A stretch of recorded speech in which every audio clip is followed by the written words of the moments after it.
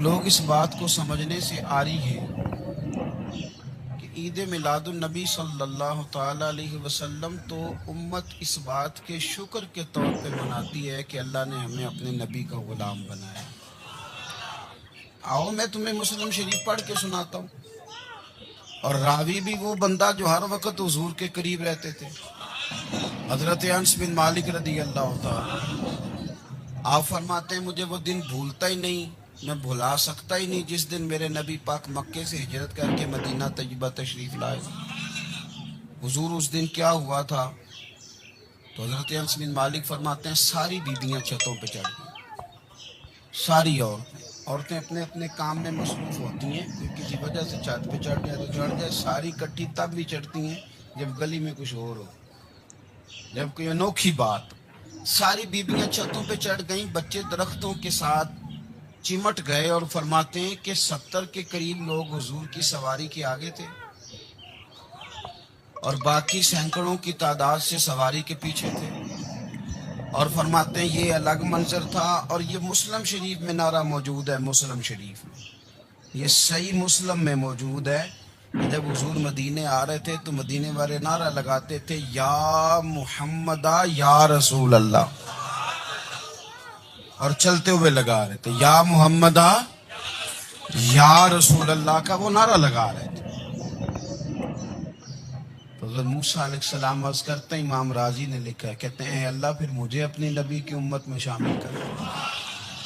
وہ یار ہمیں لوگ کہتے ہیں میلاد نہ مناؤ، جس امت میں آنے کے لیے حضرت موسیٰ نے دعا مانگی، جس محبوب کی غلامی کے لیے، ہمیں تو دعا بھی کوئی نہیں مانگنی پڑی، اللہ نے فضل سے ہی مدینے والے کا غلام بنا دیا۔ ہم حضور کے تذکرے نہ کریں، ہم تشکر نہ کریں، ہم نبی پاک صلی اللہ تعالی وسلم کی نعت نہ پڑھیں، ہم حضور کے آنے پر جشن کا اظہار نہ کریں۔ ہر وہ جائز طریقہ جس سے اظہار خوشی ہو سکے وہ میلاد پہ کرنا چاہیے، اور اس کے لیے اسباب بنانے چاہیے۔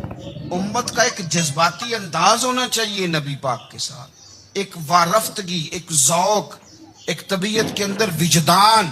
نعرہ مطلب اس طرح نہ ہو کہ بس چل رہا ہے کام، میں نہیں ہوں قائل، میں کہتا ہوں پہلے تو کوئی لگائے نا، اور پھر نعرہ جب لگتا تھا نا تو مسلمانوں کے یہاں نعرہ لگتا تھا تو بڑے بڑے لوگ کانپ جاتے تھے۔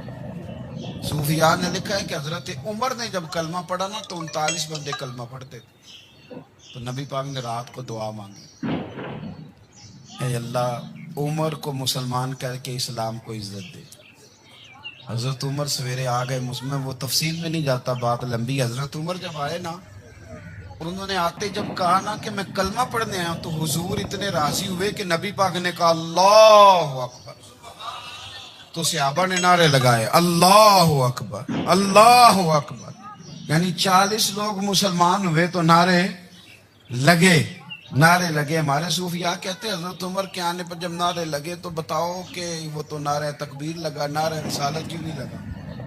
تو کہتے ہیں گویا ہمیں حضور نے یہ سمجھایا ہے، حضور کے اشاروں نے سمجھایا ہے کہ میں اب اپنے نعرے خود تو نہیں نہ لگاؤں گا، میں نے تو اللہ اکبر کہہ دیا، عمر آ گیا ہے میرے نعرے لگاتا رہے گا، نعرے لگیں گے۔ حضرت عمر نے پہلے دن ہی کہا کہ حضور آپ سچے رسول ہیں تو چھپ چھپ کے نماز کیوں پڑھیں؟ شروع ہو گئے نعرے، حضور آپ سچے ہیں تو چھپ چھپ کے نماز کا کیا مانا ہو؟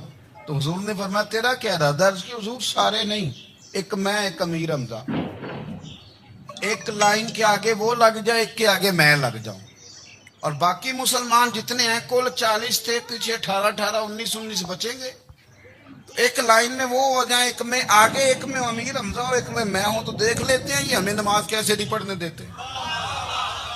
ہاں دیکھ لیتے ہیں، آئے نا میدان میں، ادھر آ ستمگر ہنر آزمائیں، تو تیر آزما ہم جگر آزمائیں، اور غلامان محمد جان دینے سے نہیں ڈرتے، یہ سر کٹ جائے یا رہ جائے کچھ پرواہ نہیں کرتے۔ فرمایا بھی پتہ چل جاتا ہے، ایک لائن میں حضرت امیر حمزہ ہو گئے، ایک میں حضرت عمر ہو گئے۔ پہلے یہ مارتے تھے جو حرم شریف میں مسلمانوں کے طریقے پہ نماز پڑھتا تھا، یہ جلوسوں کی بڑی برکت ہے، اندر بیٹھے رہے نا چپ کر کے، نکل جائیں تو پتہ کچھ بھی نہیں چلتا۔ جب نکلتے ہیں لوگ کہتے ہیں جلوس کیا کا معنی ہے، تو میں بتاتا ہوں نا جلوس کا معنی کیا ہے۔ حضرت عمر نے باہر نکلے 2 لائنوں کا جلوس، لمبا بھی کوئی نہیں، بندے بھی 40، اور جناب فاروق اعظم باہر نکلے تو عمر کا نعرہ، عمر کا۔ حضرت عمر نے یوں کر کے آستینیں بازو کی چڑھا لی اور اپنے گلے میں جو ان کے رومال تھا نا اس کو یوں سینے پہ باندھا، اور اس ہاتھ میں تلوار تھی تو یوں کر کے باہر لہرائی، کہنے لگے او مکے کے کافرو ادھر آؤ میرے سامنے۔ جس نے اپنی بیوی بیوہ کرانی ہو، جس نے بچے یتیم کرانے ہوں، وہ آئے میدان میں۔ مصطفیٰ کے غلام آج سڑکوں پہ نکل آئے میدان میں، ہمارے سامنے ہمارا مقابلہ کرے، آئے نا میدان میں، ہم نکلے ہیں۔ اب ہم یہاں کعبے میں اعلانیہ نماز پڑھیں گے، ہم پڑھیں گے، طاقت ہے تو آؤ نا ہمارا مقابلہ کرو، آؤ۔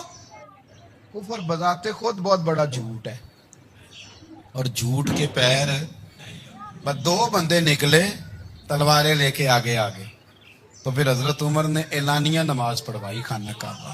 تو میرے بھائی رسول اللہ صلی اللہ علیہ وسلم کے غلام تو جب نعرہ لگاتے تھے تو ہو ہی کمال جاتا تھا۔ پھر بریلی کے امام بولے، کہنے لگے پیش حق مجدہ شفاعت کا سناتے جائیں۔ حضور قیامت کے دن آگے آگے نا، ہمارے آگے آگے خوشخبری دیں گے، کہیں گے تم فکر نہ کرو، آ جاؤ میں تمہیں بخشواتا ہوں، میں تمہاری سفارش، آ جاؤ پیچھے پیچھے۔ حضور نہ پیش حق مجدہ شفاعت کا سناتے جائیں گے۔ یقین کریں بریلی کے امام کو بھی بڑا ہی رنگ آتا ہے بیان کرنے کا، کہنے لگے آپ روتے جائیں گے۔ اللہ کو منانا ہے نا حضور نے، کہتے ہیں پیش حق مجدہ شفاعت کا سناتے جائیں گے، آپ روتے جائیں گے پر ہم کو ہنساتے جائیں گے۔ باغ جنت میں محمد مسکراتے جائیں گے، پھول رحمت کے گریں گے ہم اٹھاتے جائیں گے، اور حشر میں ہوگا ہمارا داخلہ اس شان سے ہم یا رسول اللہ کا نعرہ لگاتے جائیں، ہم یا رسول اللہ کا نعرہ۔ امام راضی کہتے ہیں حضور نے ایک رکا پکڑا چھوٹا سا، ایک بندے کو لوگ دوزخ میں لے کے جا رہے ہیں۔ اچھا مجھے ایک بات بتاؤ، فیصلہ پہلے ہو گیا ہے، اللہ کے سامنے ہوا ہے، اور فیصلہ ہو گیا اور طے ہو گیا کہ دوزخ میں جانا ہے، وہ قریب پہنچ گئے دوزخ کے، تو حضور نے دیکھ لیا، اور بتایا کس نے؟ حضرت آدم نے۔ حضرت آدم کہنے لگے حضور وہ آپ کے غلام کو دوزخ میں لے جا رہے ہیں۔ نبی پاک آگے گئے، کیا پڑھتے ہیں ہمارے بھائی؟ حضور نے مجھے ان سے چھڑا کے چھوڑ دیا۔ نبی پاک صلی اللہ علیہ وسلم آگے کہ ادھر آؤ، کہاں لے کے جا رہے ہو؟ اللہ کے سامنے فیصلہ ہوا ہے، فرشتوں نے کیا ہے نا، فرشتے کو کسی سے بددیانتی تو نہیں نہ کرتے، فرشتوں نے جو کیا ٹھیک کیا ہے نا، کیوں لے کے جا رہے ہو؟ سونے گناہ زیادہ ہے، نیکیاں تھوڑی ہیں۔ فرمایا میرے سامنے تو کسی فرشتے نے نہیں کہا کہ سونے معاذ اللہ ہم کو بے ایمان ہے، ہماری کوئی اس سے زید چل ساڈا کو بننا سان جائے دے نا، بھائی میرا مطلب ہے صحیح تولا ہے، فیصلہ ہے، اور میں دوبارہ تولو۔ گویا رب بھی فرماتا ہے جیسے میرا محبوب کہتا ہے ویسے ہی کر، اور کوئی نہیں دوبارہ تول لو، کوئی حرج نہیں، تولو نہ دوبارہ۔ فرشتے دوبارہ آئیں گے، انہوں نے دوبارہ تولا، ایک پلڑے میں نیکیاں ایک پلڑے میں گناہ۔ اب وہ گناہ پھر زیادہ نکلے تو نبی پاک نے نا جیب سے اتنا سا روکا نکالا، روکے کا بھی کوئی وزن ہوتا ہے، وہ حضور نے نیکیوں کے پلڑے میں رکھ دیا، نیکیاں بڑھ گئیں، فرشتے بھی چپ کر گئے، چلو بھائی جنت میں۔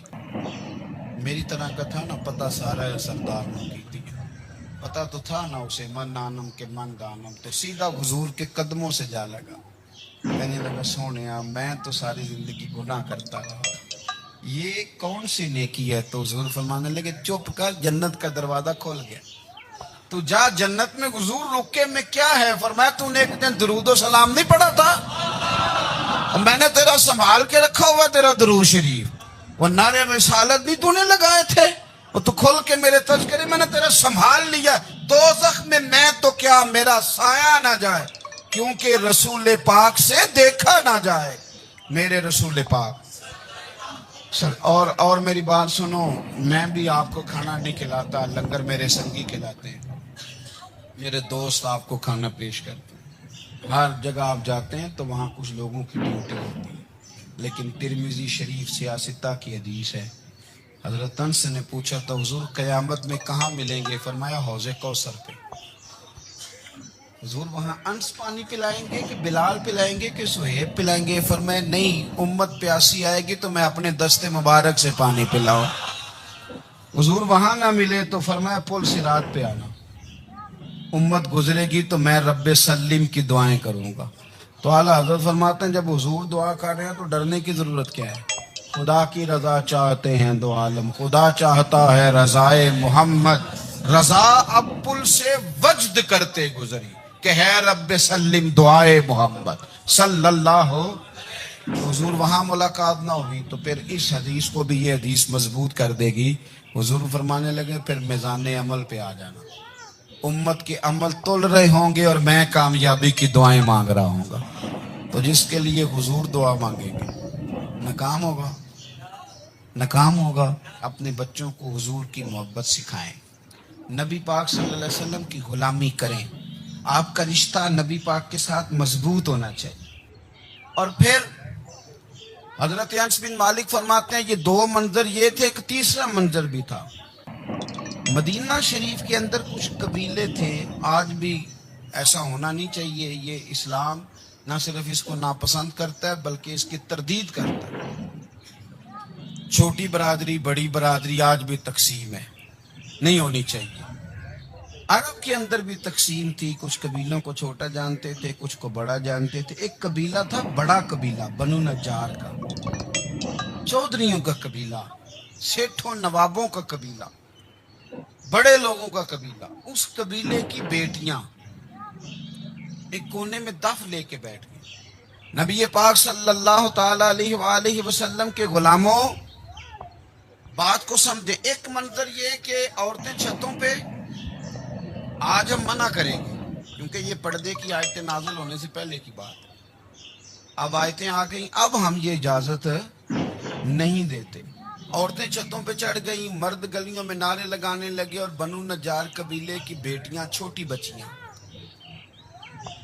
بچیاں وہ ایک کونے میں دف لے کے بیٹھ گئیں اور وہ پڑھنے لگیں طلع البدر علیہ۔ اب تو میلاد غریبوں میں رہ گیا ہے، ہمارے یہاں فیشن ہو گیا ہے، جب حالات خراب ہوتے ہیں تو لوگ برکت کے لیے میلاد کراتے ہیں، اور جب امیر ہو جاتے ہیں پھر انہیں میلاد کے جائز ہونے کی دلیل ہی کوئی نہیں ملتی، پھر وہ یہ فیشن ہے۔ بندہ تھوڑا سا پڑھ جائے نا دو چار چیزیں تو ہر چیز کو غلط کہنا اس کی طبیعت ہوتی ہے۔ پھر یہ فیشن ہے کہ میری سوسائٹی نہیں ہو گئی، کتابیں نہیں ہو گئی، فرنیچر نیا ہو گیا، دوست نئے ہو گئے تو مذہب وہی پرانا۔ ہوئے ہوئے کوئی ترقی کرنی چاہیے، وہ ترقی کرتے ہیں بیچارے، اور جن کی پیچھے 10 نسلیں اور 50 نسلیں میلاد مناتی آنے کو اتنی دلیل کوئی نہیں ملی۔ سبحان اللہ۔ جن کی دادی وضو کر کے کھیر پکاتی تھی 11ویں کی، جب امیر ہو جاتے ہیں تو انہیں 11ویں پکانے کی دلیل ہی نہیں ملتی۔ اب آپ امیر ہو گئے میرے بھائی، آپ کا فیشن ہے، یہ طبیعت کا حصہ ہے۔ آپ چاہتے ہیں کہ میں وہ کام کروں جو درویش لوگ، سادے لوگ نہیں کرتے۔ تم اپنے معاملات کو بچانے کے لیے نعرے لگاؤ تو تمہارے پاس ساری دلیلیں ہیں، لیکن یہ تمہارا نصیبہ ہے کہ تم جھوٹوں کے نعرے لگاتے ہو، لیکن یہ غریبوں کا نصیبہ ہے کہ میلاد والے رسول کا نعرہ لگا۔ یہ غریب کا حصہ ہے۔ لیکن وہ بنو نجار کی بچیاں غریب نہیں، امیر گھرانے سے تھیں۔ انہوں نے جو بات کی اس کو حفیظ جلندری نے لکھا۔ مرحوم کہنے لگے کہ وہ ننھی بچیاں، چھوٹی بچیاں تھیں، کہتے وہ ننھی بچیاں وہاں بیٹھ کر دف بجاتی تھیں اور رسول پاک کی جانب اشارے کر کے گاتی تھیں، اور لوگوں سے کہتی تھیں کہ یہ کوئی ہمارا پیشہ نہیں دف بجانا، ہم تو چودھریوں کی بیٹیاں ہیں، ہم تو بڑے خاندان سے ہیں۔ وہ ننھی بچیاں جو بیٹھ کر وہاں دف بجاتی تھیں، رسول پاک کی جانب اشارے کر کے گاتی تھیں اور کہتی تھی ہم ہیں بچیاں نجار کے عالی گھرانے کی، خوشی ہے آمنہ کے لال کے تشریف لانے، ہمیں بڑی خوشی ہے آمنہ کے لال کے، خوشی ہے آمنہ کے لال کے، خوشی ہے آمنہ کے لال کے، ہمیں خوشی ہے آمنہ کے لال کے تشریف، خوشی ہے بس آمنہ کے لال کے تشریف۔ نبی پاک صلی اللہ تعالیٰ علیہ وآلہ وسلم سے امت کا جذباتی رشتہ ہے. یہ پہلے دن سے ہی ابو جہل کب منع کرتا تھا کسی مسلمان کو کہ خانہ کعبہ میں نماز نہ پڑھو، کہتا پڑھو. حضرت صہیب ابن سنان رومی سے اس نے کہا کہ آپ اپنے طریقے کے مطابق، مسلمانوں کے طریقے کے مطابق کعبے کے اندر نماز پڑھیں، جو مرضی کریں. روکتے تو وہ نبی پاک کے قریب جانے سے تھے. وہ منڈیوں میں بیٹھ جاتے تھے، حضور کے قریب نہ جانا، حضور کے قریب نہ جانا، حضور کے قریب نہ جانا. میری بات کو آپ سمجھے اور ہمیشہ یاد رکھیں، امت کا نبی پاک سے جذباتی رشتہ، جذباتی. یہ جو رسول اللہ کی امت ہے یہ گناہگار ہو سکتی ہے پر اپنے نبی کی غدار نہیں ہوتی. میں آپ کو صحیح کہہ رہا ہوں. میرے کلین شیو نوجوان کے کان میں آپ جا کے کہیں نبی پاک، چاہے اس نے نماز نہ پڑھی ہو، چاہے اس نے داڑھی نہ رکھی ہو، آپ حضور کا نام لیں اس کے رونگٹے کھڑے ہو جاتے ہیں. اس کی طبیعت، اس کا دل دھک دھک کرتا ہے. اس کی ایک ایک روح سے محمد محمد کی آوازیں نکلتی. یہ فیض ہے رسول پاک کا اور یہ کرم ہے اللہ کا اس امت کے ساتھ. امیر ملت پیر جماعت علی شاہ صاحب محدث علی پوری فرماتے ہیں ایک جگہ ہندوؤں کا جلسہ تھا، ہندو پنڈت تقریر کر رہا تھا، اس نے نبی پاک صلی اللہ علیہ وسلم کی شان میں معاذ اللہ کو بے ادبی کر دی. مسلمان تھے ہی نہیں. ایک مسلمان تھا، وہ ملنگ نہیں ہوتے دوری ڈنڈے والے، اس کے پر رنگین ڈنڈا تھا، وہ کہیں دور بیٹھا تھا. تو اس نے سن لی، اسپیکر چل رہا تھا، تو وہ ڈنڈا لے کے تو سٹیج پہ چڑھ آیا. وہ کہتا ہے میں نے پنڈت کے ساتھ میں مارا ایک ہی ہے پر مارا ذرا صحیح کر کے. وہ ڈھیر ہو گیا، لوگوں نے گرفتار کر لیا، جیل میں چلا گیا. پیر صاحب کہتے ہیں میں ملنے گیا، بندے کو بسم اللہ بھی سیدھی نہیں پڑھنی آتی، سورۃ اخلاص بھی ٹھیک نہیں آتی، ربنا آتینا دعا نہیں کر سکتا، ملنگ ہے. میں ملنے گیا اور میں نے کہا یار نہ تو نماز پڑھے، نہ داڑھی رکھے، نہ تو مسجد جائے، پر تو نے کمال کر دی. تو کہتے ہیں پیر صاحب چھم چھم رویا اور پنجابی میں کہنے لگا پیر صاحب میں گناہگار ہاں پر اپنے نبی دا غدار تے نہیں نا. یہ گناہگار اور غدار میں فرق ہوتا ہے. میں گناہگار ہوں پر یہ تو نہیں نا کسی کی ضرورت کہ میرے سامنے میرے نبی کے بارے میں بات کر جائے اور ساڑی اچھی تے سچی سرکار نو گل کر جائے. یہ بات آپ سمجھیں.